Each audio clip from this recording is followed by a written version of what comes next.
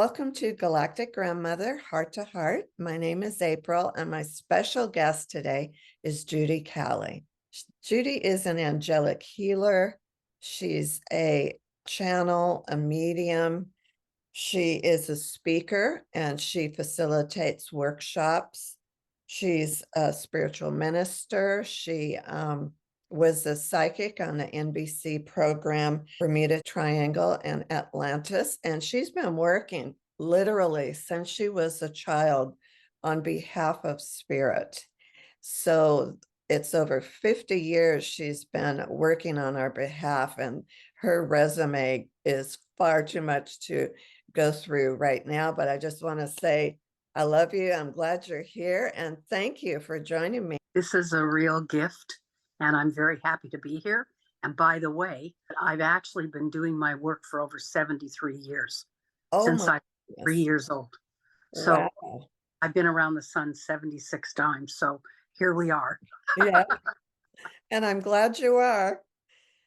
Before you were born, every single one of us chose everything and programmed it into our own hearts. All the people, places, things, and experiences you would need for this life. You choose how you're going to look, how you're going to sound, the theme of your life. You choose how you're going to be born and under what circumstances, how many near-death experiences are you going to have, and how am I going to pass and under what circumstances. You programmed every issue you wanted to experience. You programmed the solutions to all those issues. And you even programmed how you personally were going to wake up and remember who you are. You're the creator of your life 100%. And you chose everything you wanted to experience before you came in. What you didn't know, because you have the right of free will as a human, is how you were going to react to it once it was presented to you. And you can either choose to open your heart and see it as a gift, even if you don't directly know what the gift is, or you can look at it as something to terrify and frighten you. And then you shrink and become less than who you are. So those are your two choices. And whichever you choose is what you're going to physically experience. It's so activating. The information is activating. That's because when it's truth, you feel it. And everybody has a truth meter inside their own heart. So if something feels good and is not harming anything, trust it. Because that's your truth. And you need to hear that because you programmed it. So once we get to the point that we recognize that in my head is my ego, there's no truth, there's no answers in my head. And my ego thinks that I'm mortal and that I will pass. And so the ego's constantly trying to keep you safe and small. And all you get from your ego is putting you in a constant state of anxiety. Because your ego says, well, what about this? What about that? So your ego is great, and your mind for balancing the checkbook. Is it a red or green light when you cross the street? And what you may want to eat or what may be a choice for you, but it doesn't have your answers. Right. Your heart has them. And also in your heart, you have three hearts. You have your human heart, you have your chakra heart, and then you have your creator heart. And your creator heart is where you're home. You're home in your heart, not out here.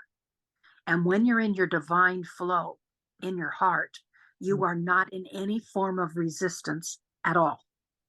And when you're in your divine flow, everything manifests in harmony and grace because you're not fighting it.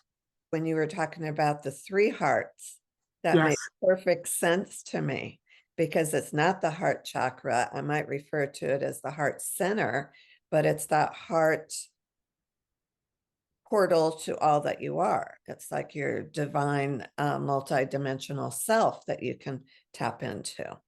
And your creative heart, your creator heart is your high heart. It's your immortal heart. It's the heart of all that is. And your connecting point is a little hollow space at the base of your throat because it sits right in front of your spinal column. Okay. So the Akashic records, all the details of all the lives you're living, because you're living them all now. There's no past and there's no future. Right. It's now. And so all that information and all the details of this life, you programmed into your sacred heart before you came in. Mhm. So if you look at today, I created my life just the way it is today. So when you make peace your top priority, in my opinion, that's being in your mastery. And when you're doing that with no resistance, then you realize that whatever's going on out here, whatever the story is, whatever the drama is just a story everybody made up. It's not the truth. Right. So come home and be in your heart at least 51% of your day. We're not here to live a perfect life. We didn't come here to sit in a cave and ohm all day. We're here to have adventures. And adventures are not good or bad. They're not right or wrong. They can get messy sometimes, but they're here to give you a way to tactily be in life and experience it. Mhm. That's why we came into a form. But remember, nobody else is in charge of your life but you. Relax. Relax. You have everything that you need for this life, and you don't need anything outside of you. Your Right. master is an inside job, it's not an outside job. So when you hear other people talking, remember you're an original creation of divinity. There's no other being in all of creation like you, and nobody else knows what it's like to be you. And be who you really are and feel that truth in your heart, because that is the wave of the future, is being in your heart, Mhm. connected to your own truth more than 51% of your day. And nobody can take that away from you. Right. I've been getting messages that we're having now, stepping into our fifth dimensional missions. We're now each that are here to lead the way. We're now being prepared by us, through us, because we are our own guides or angels and we're everything, Right. to be prepared energetically to step into our new missions. And the beautiful thing about this is when you receive your missions, your heart just leaps in complete joy Mhm. because it's everything you've ever been prepared to do. Mhm. And it touches every part of you. And it just gives you the biggest hug. So that's what we're stepping into. And what I've been given the last year was about the expanding. And what we're doing is we are deleting and completing our lives. And all of the gifts and abilities that we have and tools are coming back into our own hearts. And so our gifts are expanding as we collapse the lives. Isn't that beautiful? That is. That is. So, why I'm telling you this is it's very important that you ground more than you have been. So, the message I've gotten the last 4 weeks was about this. And they said, Judy, most people think that they're in the present moment if they're not in tomorrow. So they said that one thing you need to realize is as you're doing this, you're coming back more and more into your oneness and your wholeness. And Mhm. so they said, in the past, as I said, you think you're in the present moment because you're not thinking about tomorrow. They said, but that's not true. When you get up, be where your feet are. Don't already projecting, I need to use the restroom and then I'm going to go have breakfast because then you're in next. You're Oh, not in. And interesting. Yeah. so you need to be where your feet are. So they said, when you get up, ground. And then when you go to the restroom, be in the restroom. All of you. Don't already be thinking about what am I going to have for breakfast. Be Mhm. present in the restroom. And Mhm. then when you go to eat your breakfast, be present with your food and be present with your digestion and enjoy. And if you take each step of your day being where your feet are, now you're in the present moment. I was given my mission by Ashtar and Mikos and Saint Germain. And what they told me in September of last year is I was asked to be an ambassador representing Telos, and Saint Germain asked me if I would bring in new information about the violet flame. Mm-hmm. And I, yes, I would be very delighted to do that. They said that I would be working with Mikos a lot. So Mikos holds a very important place in the library of creation because he is consciously in touch with it all in order to be the librarian. First of all, the library is the library of the universe. Ooh. And so the Library of Pathologos used to be the Library of Alexandria.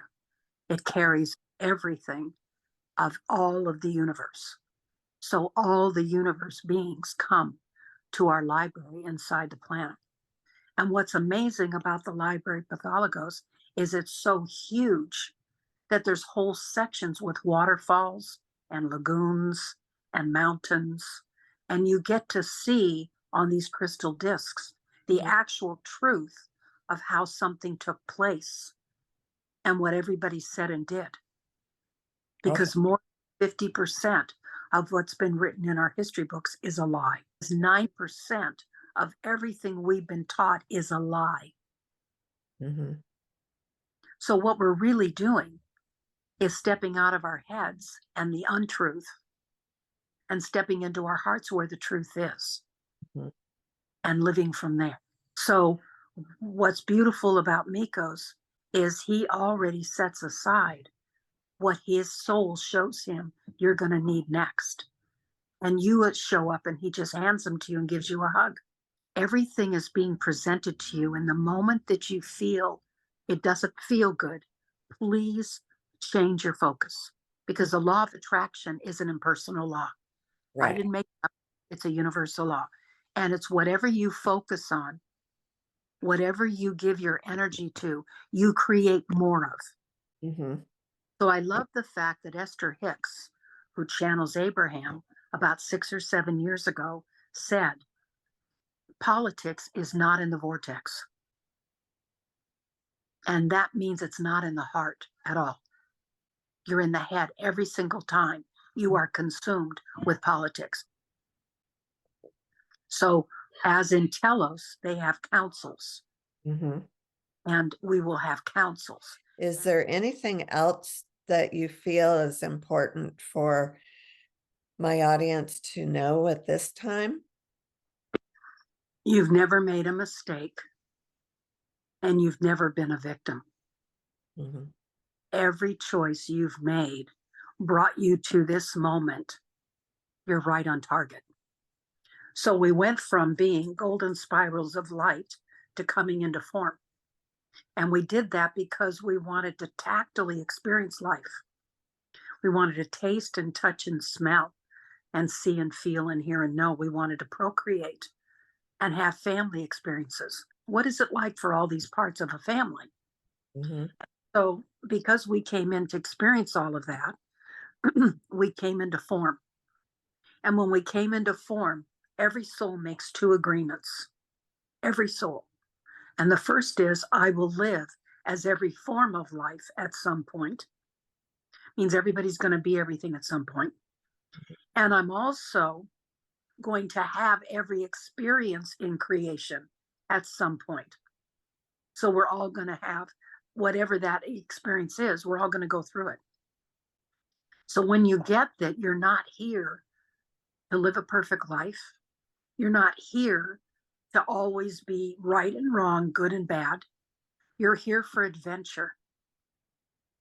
And when you look at it that way, you take all this pressure off of you, of everything society's put on you, Mm-hmm. saying you need to be this, you need to be that. You don't need to do anything but feel the truth in your own heart and let that guide you. And the mission for every soul on the planet in this life was to love ourselves more in this life than we've loved ourselves in any life. That was our goal. Now you can heal because you're not self sabotaging your own healing by being in fear Oh, constantly. that makes sense. But what I do choose is I choose the most benevolent outcome or something even better. And everything is unfolding beautifully to honor me in every way, shape, and form, in grace and joy and ease and love. So when you come from the neutral place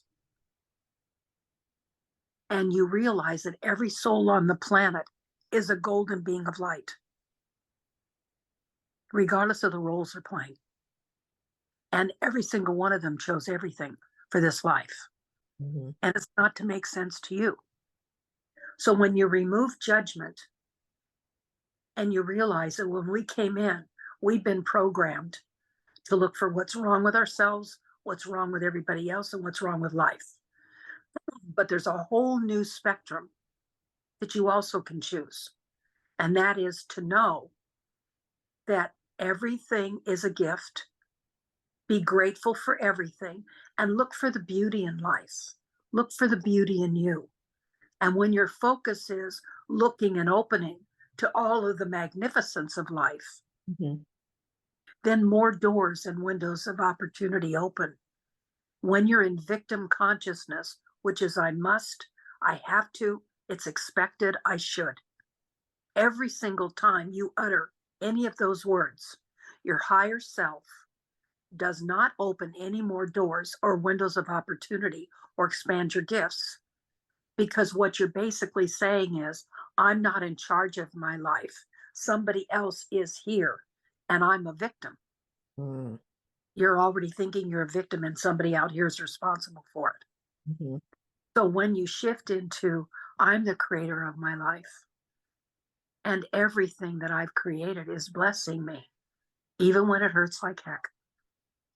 Then when you come from that space, then you come to this place of realizing that's divine grace. That's you living your life as your best friend, not your worst enemy. Mhm.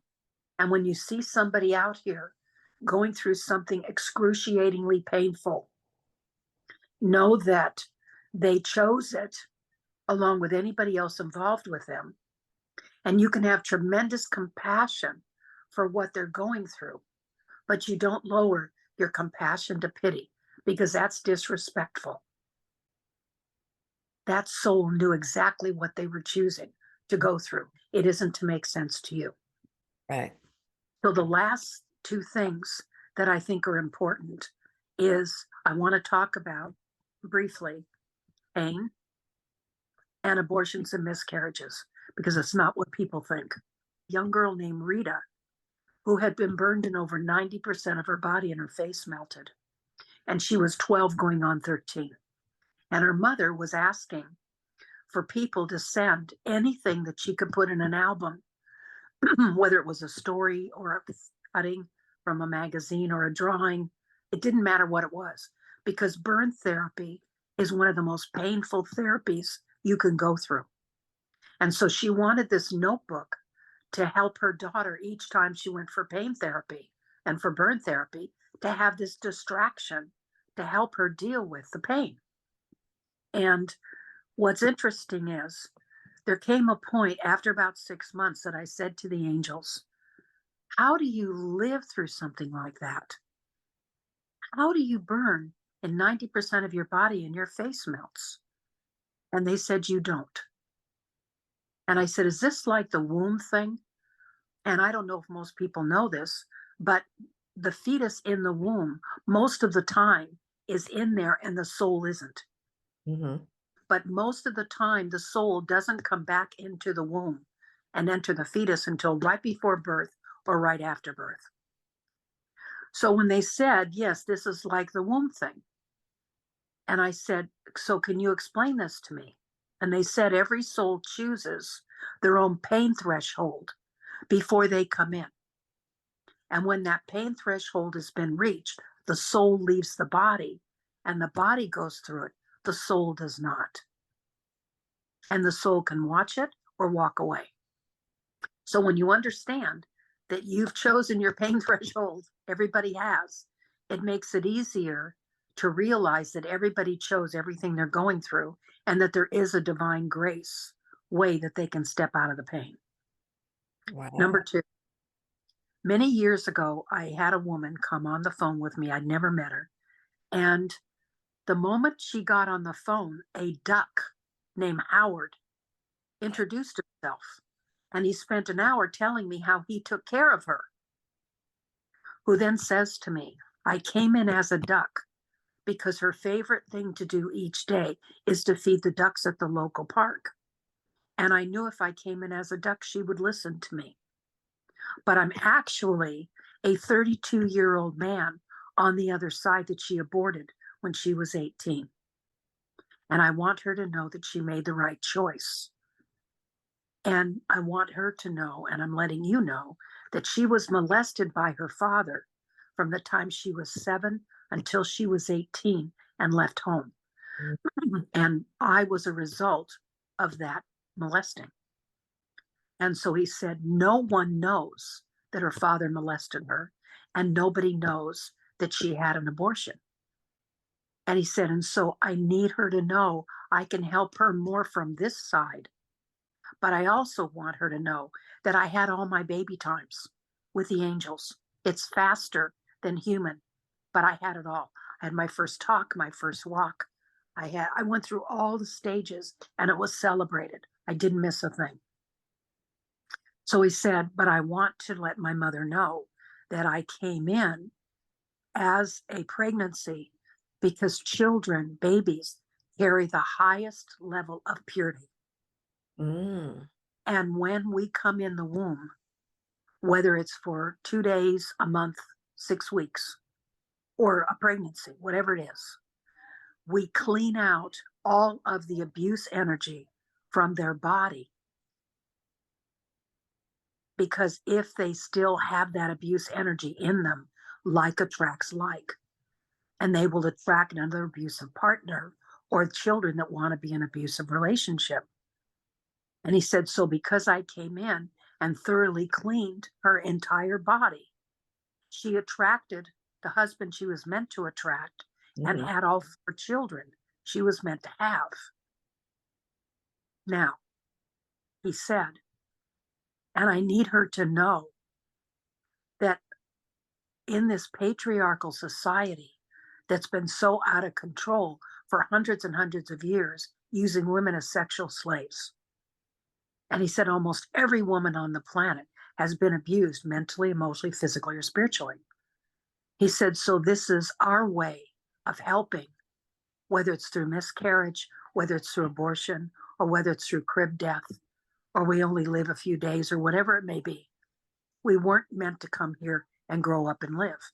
We were here to clean the womb and the body of the woman of all the toxic energy so that she's not recreating it again.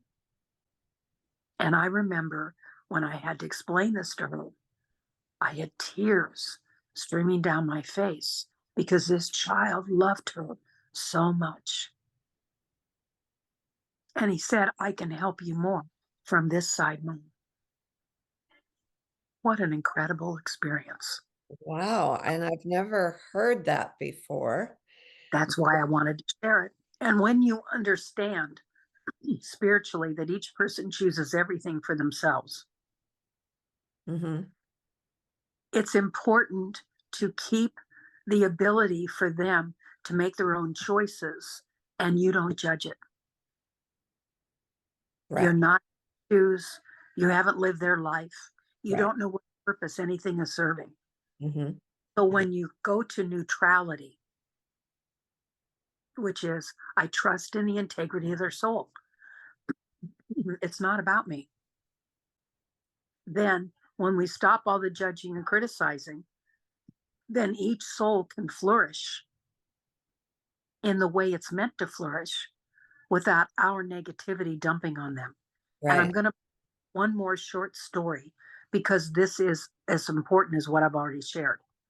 I had a young man who'd passed and he was 21 and his mother was part of a religious culture that they wore black every day and they felt that a mother wailing and crying was the greatest gift she could give to let her children know she cared because they'd passed. So these women spend all day and morning. So this young man came in and he said, I left because she was drowning me in her sorrow. And when you pass, it's a celebration. Mm-hmm. And we're not here for a specific time.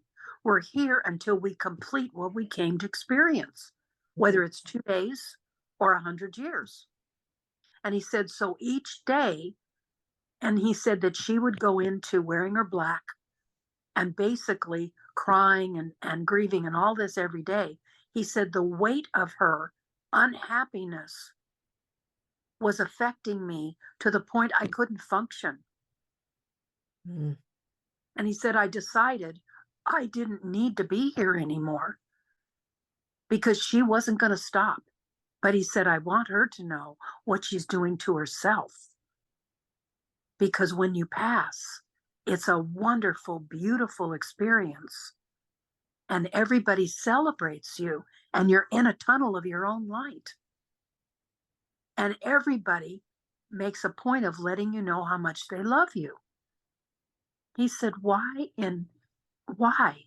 would anybody want to spend all day in sorrow and crying and grieving? And he said, and unfortunately, this is what our culture does. And that's an important message because there are people that call me and they're still grieving 12 years later. Mm-hmm. And I had an 18-month-old who made this point very clear. She came in and her parents felt guilty because she had so many physical issues that she only lived 18 months. And all the doctors and everything made it very clear to the parents that these were genetic deformities. And so the message was, you created all this for your daughter. So 12 years later, they're still grieving. So the mother comes as a session. I didn't meet her, I did it over the phone. And the 18-month-old comes in and she's giggling. And she said, I want my parents to know that I chose every single illness, disease, and everything. And I came in with so many issues that for 18 months, I opened their hearts because they loved me. Mm-hmm. And for the first time in their lives, they now have compassion, not only for others, but for themselves, because their parents were not tactile people. And they didn't have anything to gauge it by. Mm-hmm. And so now, after 18 months, they love themselves, they love each other, but I want to remove the guilt because I chose every single disability. And I chose it to be so disabled that they would have to be with me 24/7 for 18 months in my love of purity to help open their hearts, not only to themselves, but to life. And she said, and I did that. And That's now they can walk away from everything that they've been told and know that I chose it all. And I couldn't be happier because I did what I came to do. And the mother just started sobbing. And she said, I have no idea that we choose anything. And the guilt, every day I get up and I question, why am I alive and my daughter's gone? And how selfish am I to still be here? mm-hmm. And she was just sobbing. She said, I can't wait to explain this to my husband because now we can actually live. So, my point and my last thought to share is love yourself enough to understand that you came here. And I teasingly say, but this is true, if you're still breathing, you're needed. Right. You don't need to know why. Mm-hmm. Just follow your heart. Mm-hmm. Oh, And I'm very grateful. We've had this time with each other, oh, I'm April. so grateful. And I I'm very grateful for every heart that's been in touch with us because they all helped create this conversation.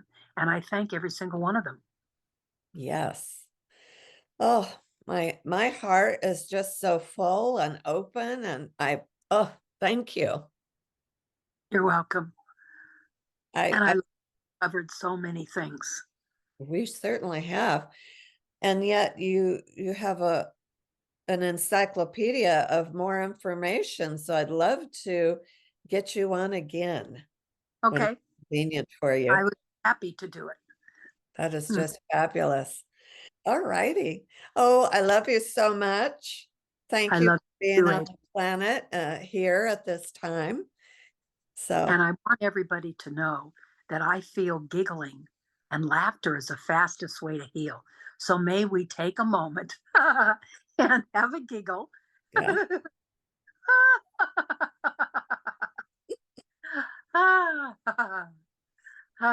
And celebrate ourselves with yes. laughter. Okay. Namaste. And Mm, thank you. Well, I love you thanks, and sister. everybody that's going to have access to this message. All right. Bless you till we meet again. All righty. Bye bye.